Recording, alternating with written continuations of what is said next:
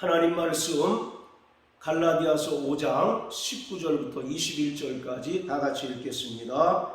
육체에 이른 현저하니 곧 음행과 더러운 것과 호색과 우상숭배와 술수와 원수를 맺는 것과 분쟁과 시기와 분냄과 당짓는 것과 불리함과 이단과 투기와 술취함과 방탕함과 또 그와 같은 것들이라. 전에 너희에게 경계한 것 같이 경계하노니 이런 일을 하는 자들은 하나님의 나라를 유혹으로 받지 못할 것이요. 아멘. 하나님의 나라를 유혹으로 받지 못한다는 말씀은 죄를 짓는 모든 사람이 다 하나님의 나라에 들어가지 못한다는 것을 말하는 것이 아니라 지속적으로, 반복적으로, 그리고 의도적으로 죄를 짓고도 아무런 회개를 하지 않는 자들에 대한 경고의 메시지입니다.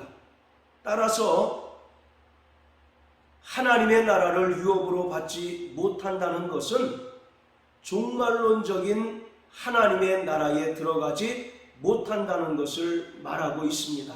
즉, 최종적인 구원에 이르지 못하고 탈락할 수밖에 없다는 것을 의미하고 있습니다. 사도 바울은 그가 기록한 서신서를 통해서 성도들이 받은 구원을 세 가지로 표현하고 있습니다.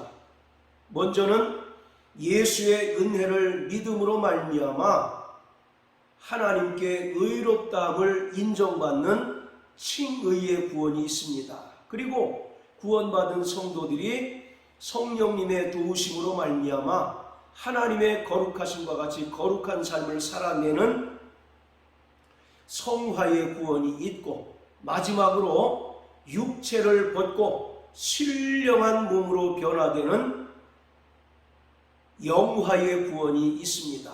그런데 지속적이고 반복적이고 의도적으로 죄를 짓고 회개치 않는 자들은 결국 영화의 구원에 이르지 못하고 탈락될 수밖에 없다는 것을 에베소서를 통해서, 또 고린도전서 6장을 통해서도, 그리고 오늘 본문인 갈라디아 5장을 통해서도 사도 바울은 경고하고 있습니다. 19절에 보면 육체의 일은 현저하다라고 말씀합니다. 여기서 육체의 일이라고 하는 것은 19절 이하에 나오는 여러 가지 죄악의 열매들을 가리키고 있습니다. 이것은 구원받은 성도들이 성령의 인도하심을 따라 살지 않고 여전히 자기 육체의 소욕을 따라 살아갈 때 맺게 되는 죄악들을 나타내고 있습니다. 그리고 현저하다라고 하는 말은 이러한 패역한 행위들은 반드시 나타나고 드러날 때가 있어서 끝날 심판 때에 반드시 하나님의 진노를 당할 수밖에 없다는 사실을 사도 바울은 경고하고 있습니다. 우리 골로새서 3장을 다 같이 한번 보십니다. 골로새서 3장 5절 6절 그러므로 땅에 있는 지체를 죽이라. 곧 음란과 부정과 사욕과 악한 정욕과 탐심이니 탐심은 우상 숭배니라. 이것들을 인하여 하나님의 진노가 임하느니라. 구원받은 성도들이 믿음 생활을 잘하고 또 끝까지 그 믿음을 유지하기 위해서는 반복적으로 짓는 죄악들을 단호하게 끊어버려야 합니다. 여기서 땅에 있는 지체를 죽이라고 말씀하고 있는데, 땅에 있는 지체는 갈라디아서 5장 19절에 나오는 육체의 일과 같은 의미로서 성도들이 성령을 따라 살지 않고 여전히 자기 육체의 소욕을 따라 살아갈 때 나타나는 여러 가지 죄악들을 말하고 있습니다. 그것들을 단호하게 끊어버리고 죽여야 하는 근본적인 이유는 이러한 죄악들이 성도들이 믿음 생활하는 데 있어서 큰 장애물이 되고 또 믿음의 진보를 거듭하는 데 있어서 올무가 되어서 온전히 믿음 생활을 하지 못하게 할 뿐만 아니라 결정적으로 최종적인 구원에 이르지 못하도록 철저하게 성도들을 방해하고 가로막는다는 것을 말하고 있습니다. 히브리서 12장 1절에 보면 성도들은 모두 믿음의 경주에 참여한 자들이라고 말합니다. 그래서 무거운 짐과 얽매이기 쉬운 죄를 벗어버리고 믿음의 경주를 경주하라, 이와 같이 말씀하고 있습니다. 마라톤을 하는 자들이 가장 가벼운 상태로 아무 것에도 구애받지 않는 상태에서 경주를 해야 하는 것처럼 바로 성도들이 죄로부터 자유하고 또 얽매이기 쉬운 죄를 벗어버릴 때 온전히 믿음 생활을 지속하고 끝까지 믿음의 경주를 완주할 수 있는 것입니다. 그래서 성도들의 신앙생활은 1차적으로 자기 안에 있는 육체의 소욕과의 싸움입니다. 그 싸움에서 이기기 위해서는 반드시 성령으로 충만하고 또 성령으로 인도함을 받는 자가 되어야 합니다. 그렇지만 여전히 땅에 있는 지체를 죽이지 못하고 육체의 소욕에 끌려 살아가게 되면 골로새 3장 6절의 말씀처럼 하나님의 진노가 임하게 된다는 것을 분명히 말하고 있습니다.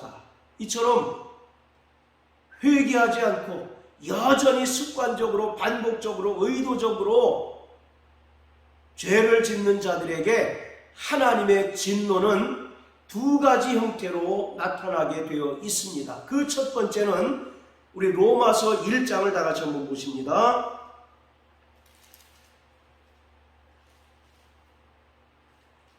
로마서 1장 28절부터 32절까지 다 같이 읽습니다.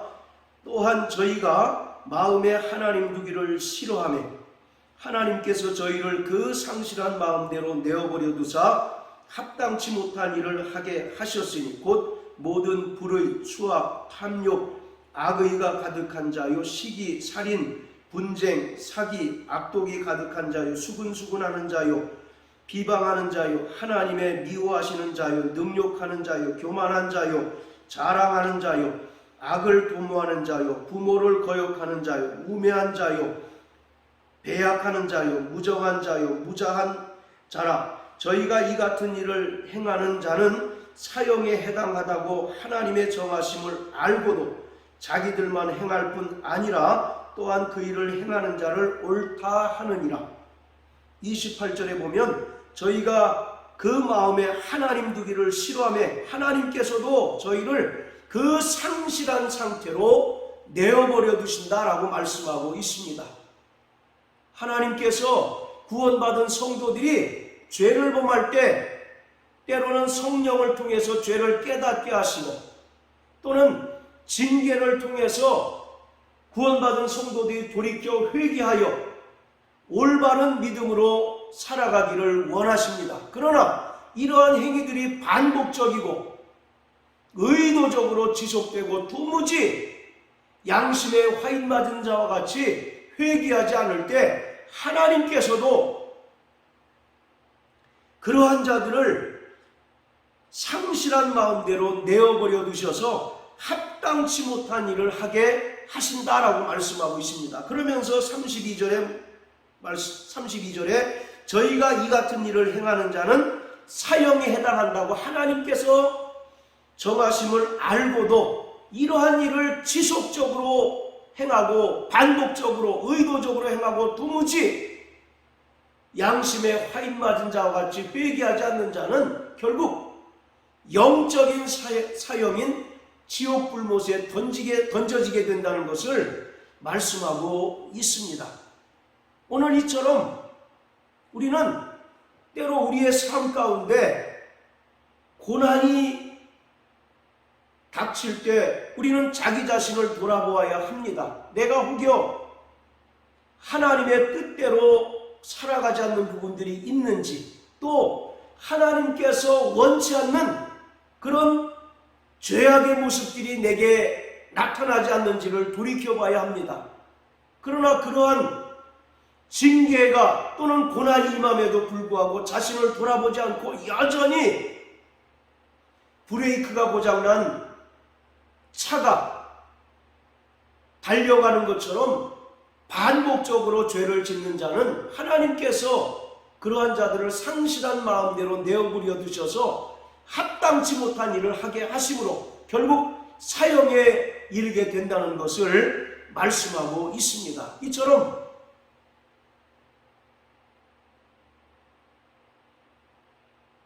죄를 짓고도 회개치 않는 자들에게 하나님께서는 첫 번째 그들을 상실한 채로 내어버려 두신다라고 말씀하고 있습니다. 그리고 두 번째, 바로 진노가 끝날의 대심판에 그를 던져버리신다라고 말씀하고 있습니다. 그렇기 때문에 우리는 두렵고 떨림으로 우리가 받은 그 구원을 온전히 이루는 자가 되어야 합니다. 우리가 칭의의 구원을 받을 때도 성령님의 도우심이 절대적이지만 성화의 구원을 이루어가는데도 절대적으로 성령님의 도우심을 받아야 합니다. 왜냐하면 인간의 노력이나 수고와 열심으로는 우리 안에 있는 육체의 소욕을 제어하고 또 절제하고 땅에 있는 지체를 죽일 능력이 없습니다. 따라서 오직 하나님의 영으로 인도함을 받을 때 우리는 몸의 행실을 죽일 수가 있습니다. 로마서 8장 13절 14절에 보면 육신대로 살면 반드시 죽으려니와 하나님의 영으로 몸의 행실을 죽이면 살리니 하나님의 영으로 인도함을 받는 자들이 하나님의 자녀라고 말씀하고 있습니다.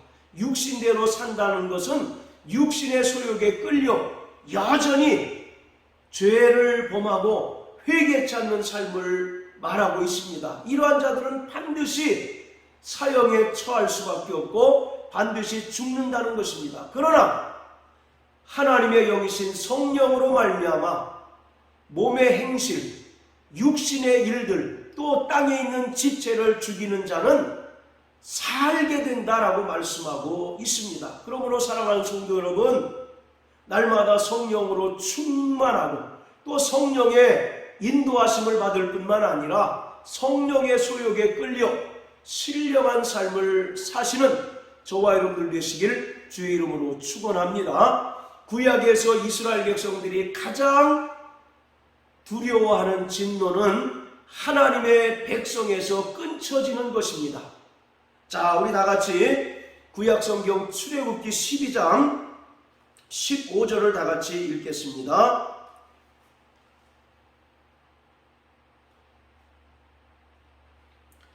출애굽기 12장 15절입니다. 너희는 7일 동안 무교병을 먹을지니 그 첫날에 누룩을 너희 집에서 제하라.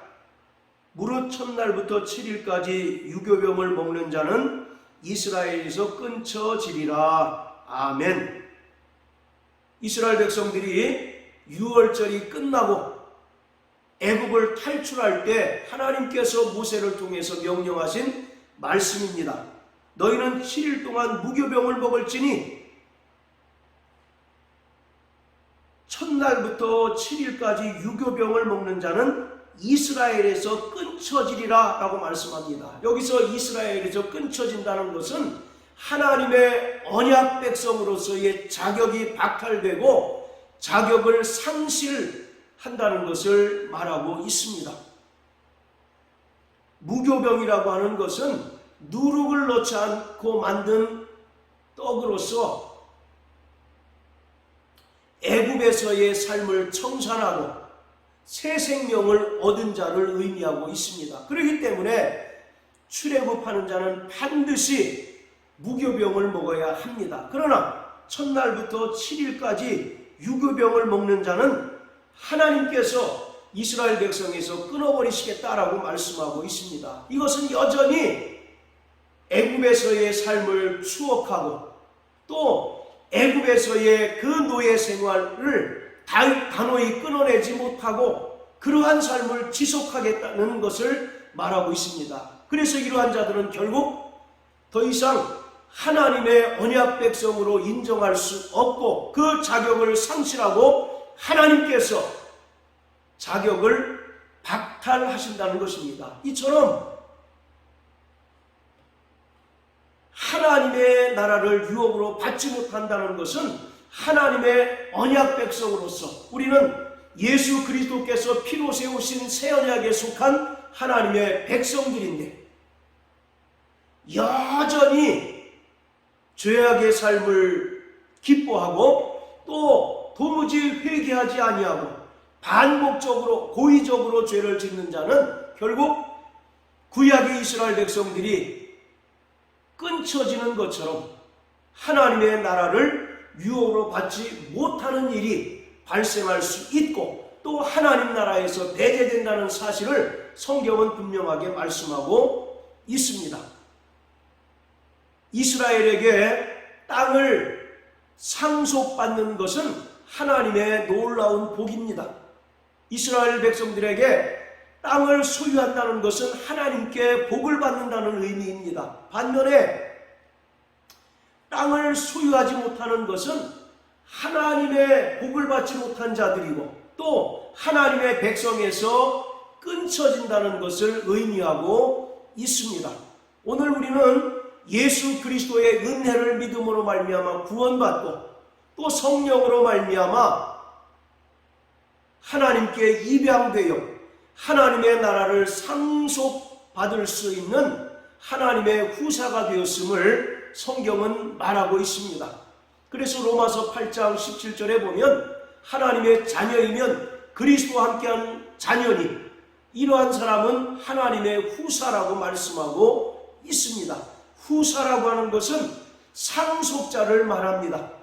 하나님의 나라를 우리에게 영원한 기업으로 주셨고 또 영원한 유업으로 주셨기 때문에 끝까지 성령의 인도를 받고 또 성령의 소욕을 따라 이 땅에서